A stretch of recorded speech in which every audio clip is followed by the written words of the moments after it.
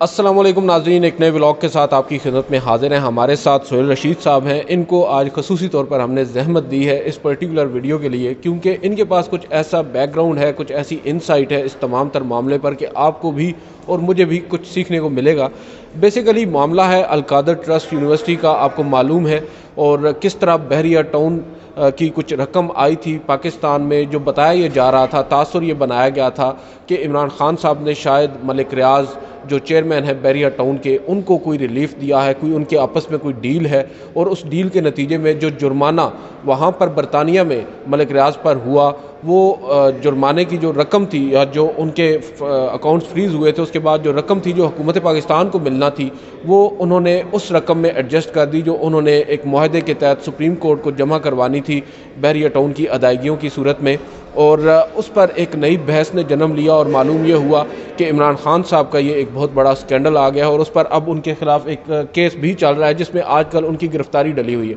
अब किस्सा कुछ यूँ हुआ है कि मशरिक बैंक, जिस बैंक के अकाउंट से वो रकम लंदन से यहाँ सुप्रीम कोर्ट के रजिस्ट्रार के अकाउंट में जमा करवाई गई, उस मशरिक बैंक का एक बयान पहले सामने आया। उन्होंने एक जवाब गुज़िश्ता रात जमा करवाया।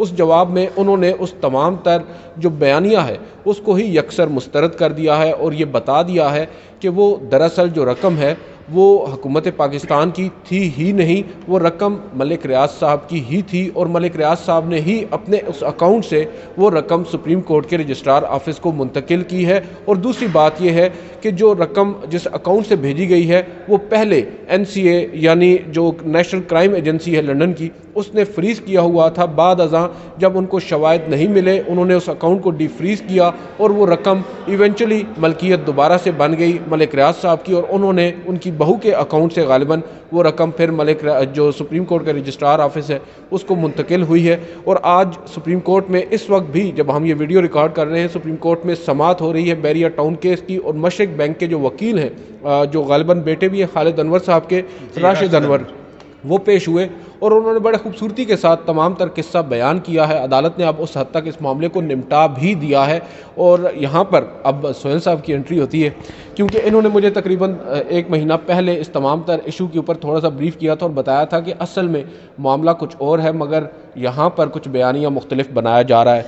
तो सोहेल रशीद साहब, जो अब कट टू द पॉइंट अगर बात करें, जो मशरिक बैंक का जवाब आया है और आज उन्होंने ओपन कोर्ट में भी बताया, तो उससे क्या आपको नहीं लगता कि इमरान खान साहब को to some extent clean chit मिलती नज़र आ रही है? देखें, क्लीन चिट अगर आप पूरी तरह ना भी कहें तो ये ज़रूर कह सकते हैं कि उनका जो मौक़िफ़ था उसके साथ अब बाकी चीज़ें जो है ना मिलना शुरू हो गई हैं। एक जैसे जैसे ये कार्रवाई आगे बढ़ रही है, स्नोबॉल इफ़ेक्ट के साथ कुछ चीज़ें उनके मौक़िफ़ के साथ जुड़ना शुरू हो गई हैं। अमूमी तौर पर एक तासुर ये था जहाँ पर जब ये पहले अलकादर ट्रस्ट केस के नाम से केस चला, फिर नायब ने कहा जी इसको आप 190 मिलियन पाउंड स्कैंडल लिखें, फिर वो लिखा जाने लगा। तो अमूमी तासुर ये बन रहा था पाकिस्तान में, जो दिया जा रहा था कि शायद पाकिस्तान की कोई रकम थी यहाँ से मनी लॉन्ड्रिंग होकर बाहर गई हुई थी, बरतानिया में जब्त हो चुकी थी, अब वो कानून के मुताबिक पाकिस्तान की गवर्नमेंट को मिलना थी और पाकिस्तान की गवर्नमेंट को वापस मिली बरतानिया की नेशनल क्राइम एजेंसी से। और उस वक्त चूँकि गवर्नमेंट इमरान खान की थी तो इन्होंने एहसान करते हुए, फेवर देते हुए मलिक रियाज की जो सुप्रीम कोर्ट से एक उन पर पेनल्टी पड़ी हुई थी कि आपने बहरिया टाउन कराची की मद में ये रकम 400 अरब की अदा करनी है, उसी के अंदर इसको भी एडजस्ट कर दिया। ये एक साथ की सूरत में जो वो अदा कर, हाँ, ये एक अमूमी तासुर पाया जा रहा था कि ऐसा किया गया है कि गवर्नमेंट ऑफ पाकिस्तान की ज़मीन की रकम ही उसके खाते में एडजस्ट कर दी गई। दूसरी तरफ मौक़िफ़ ये था कि नहीं जी, गवर्नमेंट ऑफ पाकिस्तान की तो ये रकम थी ही नहीं, ये तो उनकी अपनी थी और उन्होंने अपने अकाउंट से पाकिस्तान में भेजी है रजिस्ट्रार को, NCA ने नहीं भेजी, ये उनकी अपनी फैमिली के पास थी और वहीं से आई है। अब मशरक पाकिस्तान का उस रकम पर कोई क्लेम नहीं था। जी, क्लेम किया ही नहीं, गवर्नमेंट ऑफ पाकिस्तान ने क्लेम किया ही नहीं, क्योंकि उस पर आगे आते हैं। अब मशरक बैंक की जो डॉक्यूमेंट्स हैं उन्होंने इस चीज़ को अदालत के सामने रखा है और ये बताया है कि जी हाँ, ऐसा ही है। जो मुबशरा मलिक हैं, जो अली रियाज मलिक की अहलिया हैं गालिबन, उन्होंने ही अपने अकाउंट से अपनी मर्ज़ी से ये रकम पाकिस्तान के रजिस्ट्रार को भेजी है और उनकी जो रिटर्न अप्रूवल था वो भी उसके साथ मुंसलिक किया है और ये बताया है कि ये उनके अपने अकाउंट में रकम थी और उन्होंने पाकिस्तान मुंतकिल की है। सिंपल, NCA ने नहीं की, ठीक है, ना ही NCA ने उसमें यह कहा कि आप मुंतकिल करें, ना ही NCA ने वहाँ पे ऑर्डर दिया है। अब बरतानिया से रकम अगर इतनी बड़ी आ रही है तो आप NCA को फ्रॉड करके तो नहीं ले आएंगे ना, कि जी अपने तौर पे भेज दें। ज़ाहिर है वहाँ से निकल गया, वहाँ पे फाइनेंशियल क्राइम पे बड़ा चेक होता है, तो ज़ाहिर है उन्होंने देखा होगा कि बंदे की अपनी रकम ही तो जा रही है ना। तो ये बात मशरक बैंक ने डॉक्यूमेंट्स की सूरत में अदालत के सामने रख दिया। वो डॉक्यूमेंट्स क्या हैं वो भी देख लेते हैं। एक वहाँ पे जज साहब हैं, उनका ऑर्डर है जिसमें पहले जो है ना इस सारी रकम को, इनके अकाउंट को फ्रीज़ किया गया था एक वक्त तक, बाद में उसको डी फ्रीज़ कर दिया गया। जब इंक्वायरीज चल रही थी। हाँ, जब इंक्वायरीज चल रही थी। और उस वक्त आपको पता है हसन हुसैन नवाज के भी कुछ अकाउंट्स फ्रीज़ किए थे एनसीए ने, और बाद में डी फ्रीज़ किए थे, और उसको उन्होंने सेलिब्रेट किया था कि हमारे खिलाफ कोई एविडेंस नहीं मिला इसलिए डी फ्रीज़ हो गए हैं। तो उसके बाद अब हसन नवाज और हुसैन नवाज की वो रकम है वो उसे अपनी मर्जी से यूज़ कर रहे हैं। बिल्कुल same goes for this case कि यहाँ भी डी फ्रीज़ हो गया और उसके बाद इन्होंने एक रकम पाकिस्तान मुंतकिल कर दी। अच्छा, ये इतनी बात सामने आने के बाद रात से एक तासुर और बन रहा था कि नहीं जी वो रकम जो है ना दरअसल वो एनसीए ने खाली पाकिस्तान को ही भेजने के लिए डी फ्रीज़ की थी और किसी पर्पज़ के लिए यूज़ नहीं हो सकती थी। तो ऐसा नहीं है। अभी कोर्ट में जो मशरक बैंक ने डेट्स लिखवाई हैं उसके मुताबिक 14 दिसंबर गालबन बनती है 2018 जब ये डी फ्रीज़ हो रही है। ओके। पाकिस्तान में मुबशरा भेजने की जो बात करती हैं बैंक से वो नवंबर 2019 में करती हैं। ठीक, एक साल के बाद। एक साल के बाद, ठीक है। तो एक साल तक भी वहाँ पे उस रकम उनके अकाउंट में ही पड़ी हुई है और डी फ्रीज़ है, ठीक है। अच्छा, एनसीए को शवाहिद नहीं मिले थे, और जब शवाहिद नहीं मिलते तो जैसे पाकिस्तान में प्रोसिक्यूशन किसी के खिलाफ शवाहिद ना हो तो जाए कोर्ट में कहती है कि जी हमें ये रकम हमें ये इस बंदे के खिलाफ एविडेंस नहीं है, फ्यूचर में जब हुए तो हम कर लेंगे। लेकिन यहाँ पे बीच में एक और चीज़ ऐड हो जाती है। वहाँ पे ना कई डिस्प्यूट्स जो है ना वहाँ पे आउट ऑफ कोर्ट सेटल होने की एक नज़ीर मौजूद है, और वहाँ पे होते भी हैं। जब दो पार्टीज जब अदालती कार्रवाई में वहाँ जाती हैं ना, और उसके बाद उन दोनों को लगता है कि यार गलत हो गया हमसे, ना तो मैंने इसके खिलाफ कुछ साबित करना है और मुझे भी पढ़नी है और इसका भी वक्त ज़ाया होना है, तो वो बाहर जाके सेटलमेंट कर लेते हैं। वहाँ भी अली रियाज मलिक और एनसीए के दरमियान आउट ऑफ कोर्ट सेटलमेंट हुई, और उस सेटलमेंट को जो है ना सिक्रेसी उसकी एक शर्त रखी गई, सील्ड, ठीक है जी, सीक्रेट है हम दोनों के दरमियान। तो उन दोनों ने जब डिस्प्यूट सेटल कर लिया तो वो सिक्रेसी भी वहाँ पे कायम है। उसके बाद अब ये रकम जो है ना मुबशरा अली मलिक ने पाकिस्तान भेज दी, रजिस्ट्रार के अकाउंट में मुंतकिल हो गई। अब ये सारी चीज़ जो है कोर्ट के सामने मशरक बैंक ने रख दी है। हाँ, और मशरक बैंक से पूछा है चीफ जस्टिस ने कि आपको कोई दोबारा दावा है इस रकम पे? उन्होंने कहा नहीं जी हमें तो कोई दावा नहीं है, हमने तो बस आपको ये बताना था, आपका नोटिस आया था। उन्होंने तो कहा है कि हमारा उस पर क्लेम ही नहीं है, हम कैसे कह सकते हैं आपका नोटिस आया था कि आपने कैसे भेजी, तो हमने ये बता दिया कि उनके कहने पे हमने भेजी है, ठीक है।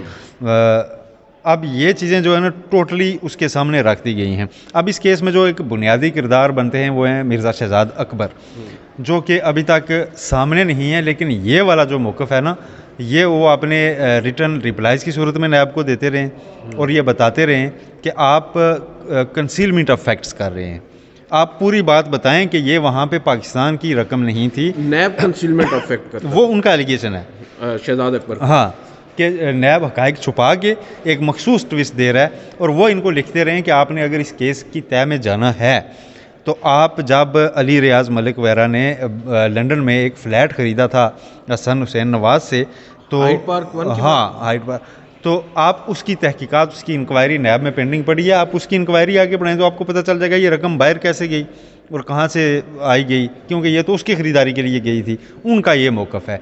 अब यहाँ पे जो चल रहा था सारा मसला कि जी गवर्नमेंट ऑफ पाकिस्तान को पैसे आने थे या आए और उन्होंने आगे उसके खाते में डाल दिए। गवर्नमेंट ऑफ पाकिस्तान को एक दिन के लिए भी ये पैसे नहीं आए, ये मशरक बैंक ने बता दिया है। एनसीए ने नहीं भेजे, मुबशरा मलिक ने ख़ुद भेजे हैं, ये भी उन्होंने कोर्ट को बता दिया है। अब इस सारे मामले में जो क्लेम की बात हमने की थी कि हम बाद में करेंगे, गवर्नमेंट ऑफ पाकिस्तान ने क्लेम क्यों नहीं किए? रकम तो बरतानिया में मौजूद थी और एक पाकिस्तानी शहरी की थी। पाकिस्तान के पास एक ऑप्शन था कि वहाँ पे जाके इसको कॉन्टेस्ट करता और विद एविडेंस प्रूव करता कि ये मनी लॉन्ड्रिंग से पाकिस्तान से बाहर गई है, सही, ठीक है।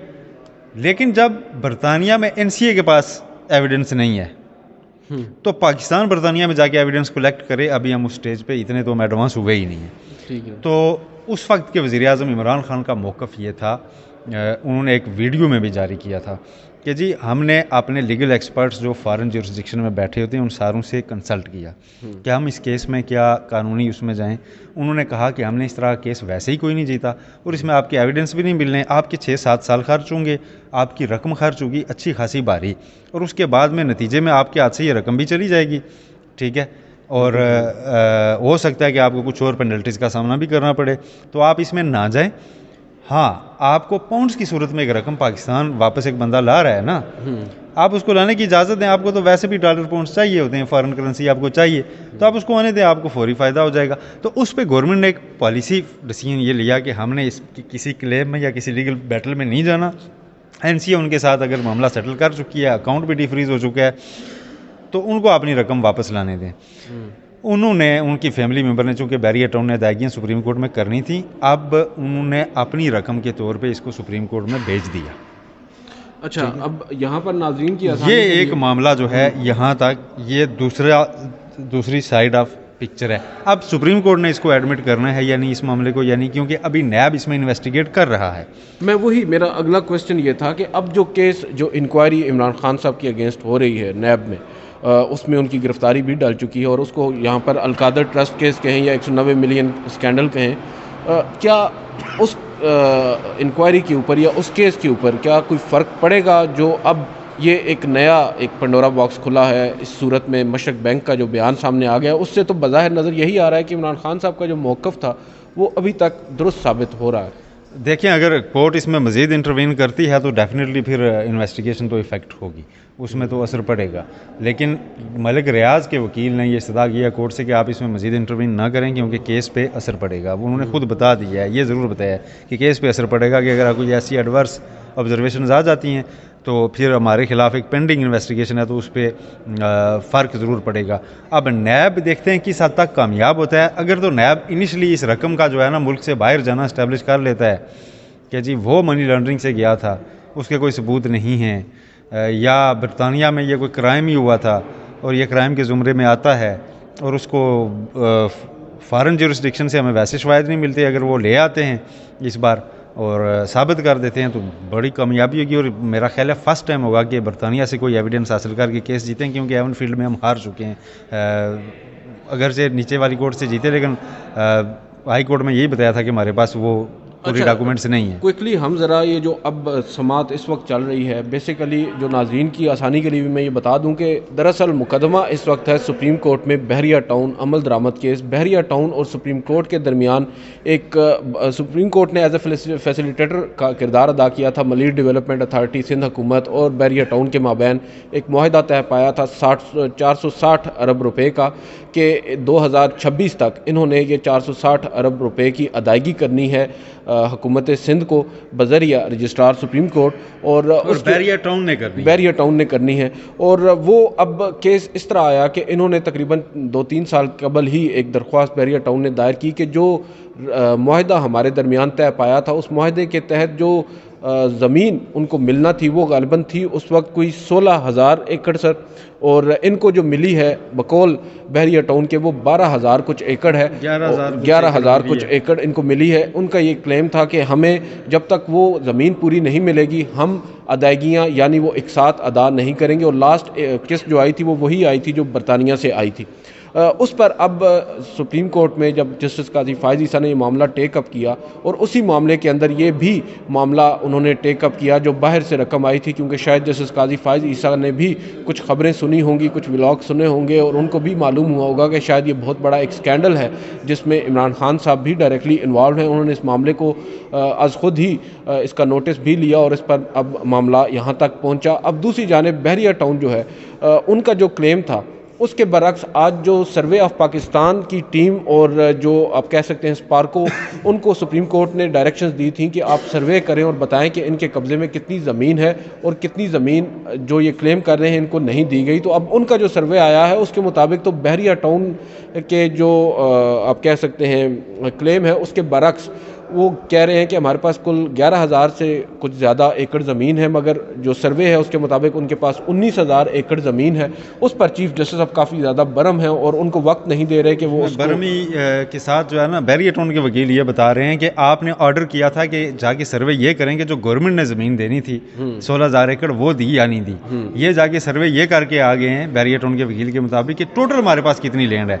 टोटल लैंड में तो वो कहते हैं हमने प्राइवेट लोगों से खरीदी हुई लैंड भी है, तो उसमें ये शामिल नहीं है, लिहाजा मुझे वक्त दे, मैं आपको जवाब जमा करवाऊंगा कि इन्होंने कैसे जो है ना इसमें। मौके के ऊपर जब हमने पहली दफ़ा देखा कि जो सलमान भट्ट साहब हैं, बड़े धीमे मिजाज के वकील हैं, बड़े सीनियर कौंसल हैं, उनको काफ़ी ज़्यादा डांट भी पिलाई, सरजनिश भी की चीफ जस्टिस ने और काफ़ी शाउट किया कमरा अदालत में काजी फाजिल साहब ने। और उन्होंने जब ये कहा कि रूल्स हैं, कानून है कि जब भी कोई जवाब सुप्रीम कोर्ट में आता है, कोई रिपोर्ट आती है, तो उसका जवाब देने के लिए, उस पर रिप्लाई फाइल करने के लिए वक्त दिया जाता है। मैं आपको बताता हूँ, उसमें शायद चीफ जस्टिस का गुस्सा इस हद तक ज़रूर जायज़ था कि बैरियर टाउन नीचे सर्वे में पार्टनर थी।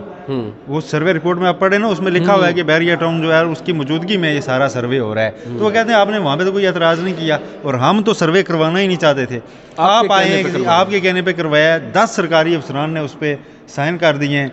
उसके बाद आप आज आपके कह रहे हैं जी कि नहीं मुझे तो सर्वे जनाब कबूल भी नहीं है, मैंने पढ़ा भी नहीं है और गलत हो गया। क्या सारा मुल्क ही आपके खिलाफ हुआ है, सभी आपके खिलाफ हुए हुए हैं? तो उस पर उन्हें वो टाइम नहीं दे रहे। वो कह रहे हैं कि जी आप का जो सर्वे में आप पार्टनर थे, आपने वहाँ पे कोई एतराज़ नहीं किया। अब बैरियर टाउन नई चीज़ कह रहे हैं, वो कह रहे हैं अब कि जी जो हमें ज़मीन का रेट हमारे साथ तय पा गया ना, तब सुप्रीम कोर्ट के अहकामात की रोशनी में अब ज़मीन का वो रेट नहीं है और हमसे अदायगी उसी पे ली जा रही है। तो पहले तो ज़मीन की वैल्यू दोबारा असेस की जाए।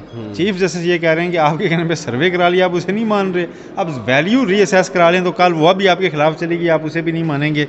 उसके बाद बैरियर टाउन के वकील ये कह रहे हैं कि सुप्रीम कोर्ट की जुरिस्डिक्शन ही नहीं थी 2018 वाला आर्डर देना, ठीक है।